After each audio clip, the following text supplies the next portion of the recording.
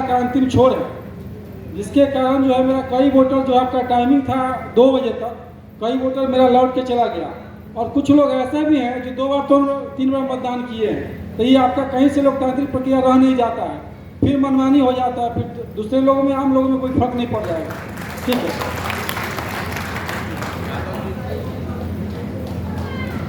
यादव जी, आप बिद्दुपुर के हैं, ठीक है ना? तो बिद्दुपुर पहुंचने से पहले ही अगर ये जिला मुख्यालय में जब हम घुसे हैं, उसी दिन अगर बुलाकर ये प्रक्रिया कर ली गई होती तो आपको तो अवसर ही नहीं मिलता। तो जब जिला की पदयात्रा खत्म होगी तभी तो जितने क्लब के साथी मिले हैं सबको अवसर दे दिया गया, तभी तो उनसे वोटिंग कराया जाएगा। मैंने शुरुआती शब्दों में ही कहा कि ये कोई पत्थर पर खींची हुई लकीर नहीं है, ये कोई राष्ट्रपति का चुनाव नहीं है। जिन लोगों ने भी अपना चुनाव किया है उनको 3-4 महीने काम करने का अवसर मिलेगा। लेकिन काम करने का अवसर का मतलब ये नहीं है कि जो लोग क्लब चला रहे हैं उनके वो कोई माई बाप हो गए।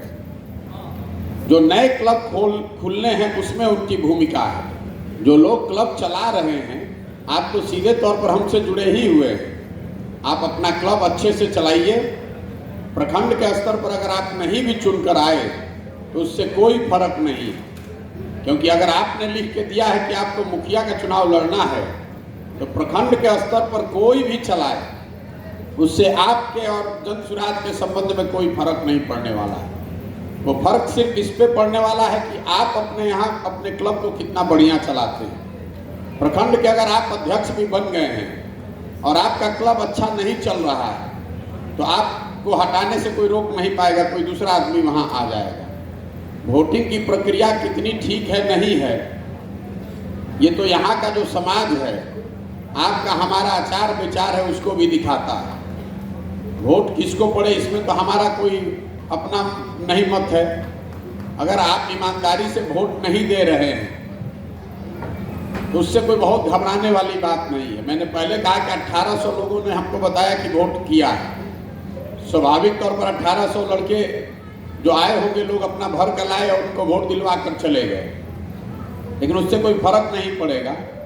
आप अपना क्लब जो चला रहे हैं उसको बेहतर तरीके से चलाइए। प्रखंड के स्तर पर जो लोग चुन कर आए हैं वो 3 महीने में उनका काम अलग है। उनका काम ये है कि जो और लड़कों को अवसर मिलना है क्लब खोलने का, उसमें उनकी भागीदारी है। अगर वो अपने प्रखंड में अच्छा उसको नहीं करेंगे तो अपने आप वो हट जाएंगे, कोई नया आदमी आ जाएगा। ये बात ठीक है कि इसका चुनाव प्रखंड के स्तर पर किया जा सकता है। हम लोग देख रहे हैं कि इसको आने वाले जिलों में आगे प्रखंड के स्तर पर ही करा लें ताकि बड़ी संख्या न हो। एक प्रखंड में अगर 100-150 क्लब के लोग हैं तो वो वोटिंग कराना आसान है। 1000-1200-1500 लोगों में वोटिंग कराना मुश्किल है। वो भी तब जब इतनी धूप है, इतनी गर्मी है, हर आदमी इसी में बैठना चाहता है, उसी में हल्ला हंगामा, झगड़ा लड़ाई, भीड़ के चक्कर में कुछ हो सकता है। लेकिन देखा जाएगा, इससे कोई बहुत घबराने वाली बात नहीं है। आपकी चिंता को नोट कर रहे हैं, आने वाले जिले में और इसको बेहतर कैसे किया जाए इसका प्रयास किया जाएगा।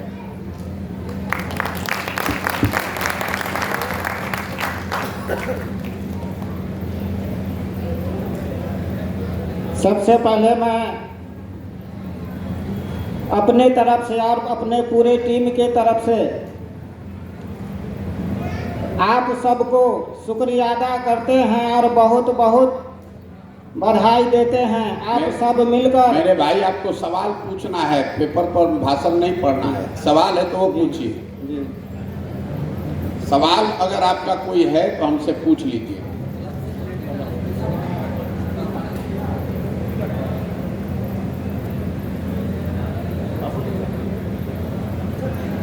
आगे बढ़ाने के संबंध में अगर आपके सवाल हैं तो आप कर लीजिए। सर नमस्कार।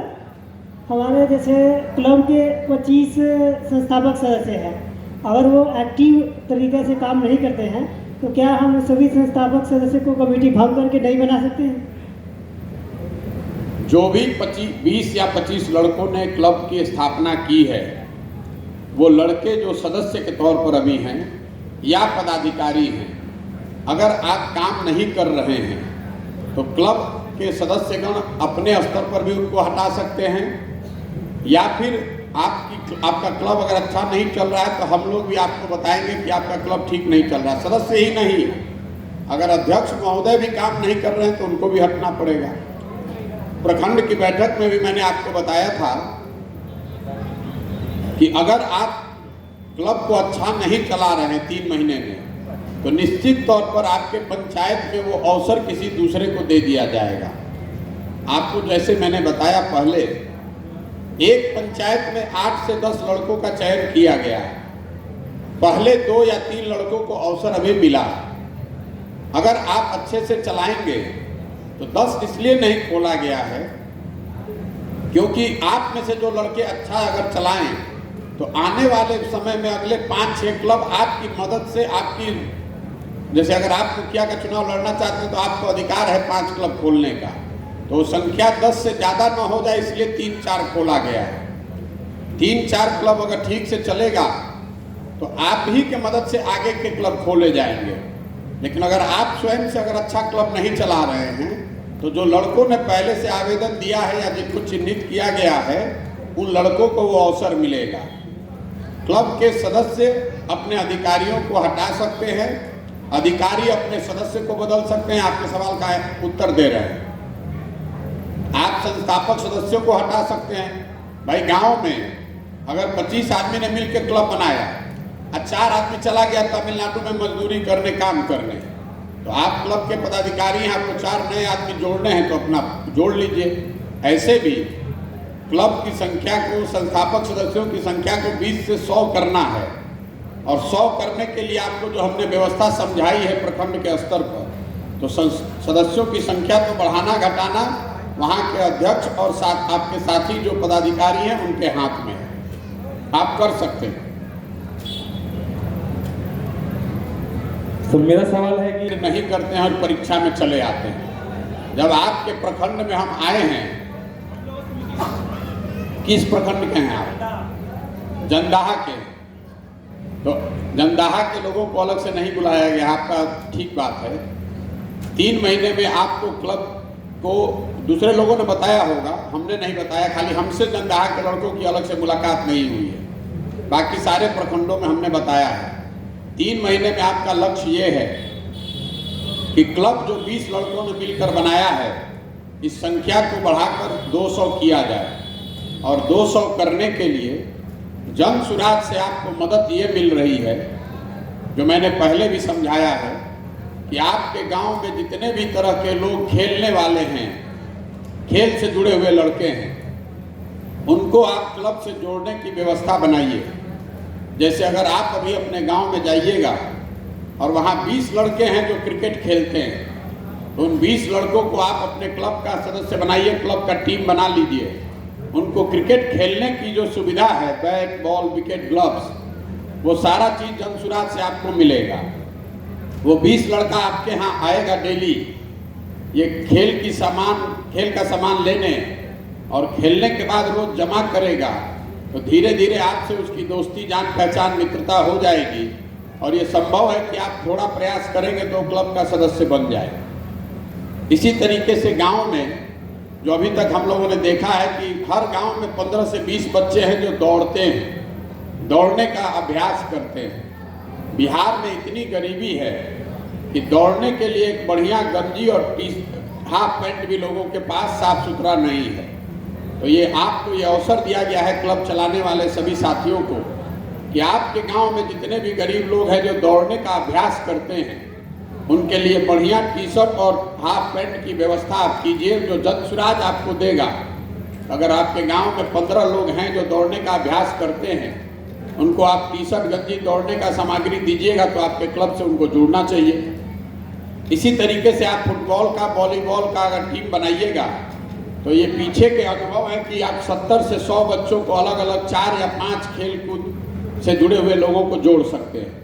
इसके साथ एक और अवसर दिया गया है आपको कि हर क्लब को ये सुविधा है कि आप अपने गांव में गरीब बच्चों को पढ़ाने के लिए निःशुल्क व्यवस्था कर सकते हैं। आप अपने गांव में जाइए, जितने बच्चे वहाँ पढ़ने वाले हैं, गरीब बच्चे 7वें 8वें में पढ़ने वाले जो बच्चे हैं, उनके लिए ट्यूशन का, कोचिंग का व्यवस्था क्लब पर कराइए। पढ़ाने का जो खर्च आएगा वो जन सुराज के माध्यम से आपको क्लब को मिलेगा, लेकिन ये टीचर बहाली का अभियान नहीं है। आपको गांव में किसी ऐसे व्यक्ति को ढूंढना है जो गरीब बच्चों को पढ़ाने का व्यवस्था कर दे, और बदले में अगर वो कुछ पैसा लेना चाहता है तो वो पैसा आपके और आपके कोषाध्यक्ष के अकाउंट में, बैंक में भेजा जाएगा। आप उससे उस शिक्षक का भुगतान कर सकते हैं। अभी तक का 5 जिलों का अनुभव ये है कि 3 महीने में अगर आप इतना कर लें, 4 अलग अलग खेल से जुड़े हुए लोगों का टीम बना लें और एक पढ़ने की व्यवस्था कर दें, तो आपके क्लब में 150 से 200 लोग जुड़ जाएंगे। अभी आपने क्लब में जो व्हाट्सएप ग्रुप बनाया है उसमें 100-150 लोग जुड़े हुए हैं। तो अगर 100 लोग, 20 लोग आपके संस्थापक सदस्य हैं, तो 100 से 150 लोग आपके व्हाट्सएप क्लब ग्रुप में हैं। उसके पीछे सोच ये है कि हर आदमी कम से कम 5 आदमी को तो जरूर जानता है। उसी तरीके जब क्लब की आपकी संख्या 150 हो जाए तो ये आपसे अपेक्षा की जाती है कि कम से कम आपके व्हाट्सएप ग्रुप में 400 से ज़्यादा बच्चे लोग होंगे। तो 3 महीने में यही पैरामीटर है कि आपके गांव में खेल कूद, आपका 1 रुपया भी इसमें नहीं लगना है। आपने 20 बच्चों का जो समूह बनाया है, तो खेल कूद और शिक्षा, इस 2 क्षेत्र में अपने गांव में प्रयास कीजिए। जो लोग जुड़े हुए हैं इन चीज़ों से उनकी मदद कीजिए, ताकि आपके क्लब से जुड़े हुए लोगों की संख्या 20, 30, 40, 50 से बढ़कर 150, 200 हो जाए। आपके व्हाट्सएप ग्रुप पर 400, 500 लोग जुड़ जाएं। 3 महीने के बाद जो भी लोग जो क्लब भी इस मूल्यांकन पर खरे उतरेंगे, जैसा मैंने उनको बताया आपको, उन क्लब को चलाने वाले लोगों को बुलाकर आगे की आपकी जो राजनीतिक सोच है, जो चुनाव की आपकी तैयारी है, उस दिशा में काम शुरू किया जाएगा। मैंने पीछे जो प्रखंडों में लोगों को बताया है कि मान लीजिए कि अगर आपने लिख कर दिया है कि आप अपने पंचायत में मुखिया का चुनाव लड़ना चाहते हैं और 3 महीने आपने अच्छे से क्लब चला लिया, तो मुखिया का चुनाव आप एक क्लब चला कर तो लड़ नहीं सकते हैं। मुखिया का चुनाव लड़ने के लिए पंचायत में 5 गो गाँव है, 2 गो टोला है। तो आप अगर 3 महीना अच्छे से क्लब चला लिए तो आपके पास अवसर होगा कि अगर आप चाहे तो 5 गांव में एक क्लब अपना खोल सकते हैं, और खोलने की सारी व्यवस्था, सारा संसाधन, सब कुछ जन सुराज से आपको मिलेगा। आपको 5 गांव में उसको खुलवाना है। 5 गो अगर गांव में खुलवा लीजिएगा तो कम से कम 9 महीने, साल भर में 1000 बच्चे, अगर एक क्लब से 200 लोग जुड़े हुए हैं तो 5 गो क्लब हो गया तो 1000 आदमी आपसे सीधे जुड़ गया। जब 5 आपका पूरा पंचायत में क्लब हो गया, हर जगह आपका कार्यालय टीम हो गया, तो उसके बाद आपके चुनाव की प्रक्रिया शुरू कराएंगे। फिर देखेंगे कि आगे आपको क्या सलाह देना है, कैसे आपका नाम घर घर पहुँचे, कैसे लोग ये समझें कि आप सही व्यक्ति हैं और आपके साथ उनको खड़ा होना चाहिए। ये पूरी प्रक्रिया मैंने विस्तार से प्रखंड के स्तर पर जो क्लब के सदस्य मिलने आए थे उनको समझाया है। आपको अगर समझ में आ गया है तो अच्छी बात है, नहीं समझ में आया है तो प्रखंड के स्तर पर जो बैठक होती है उसमें आइए, उसमें बैठिए। हमने संक्षेप में उसका आपको विवरण अभी दिया है।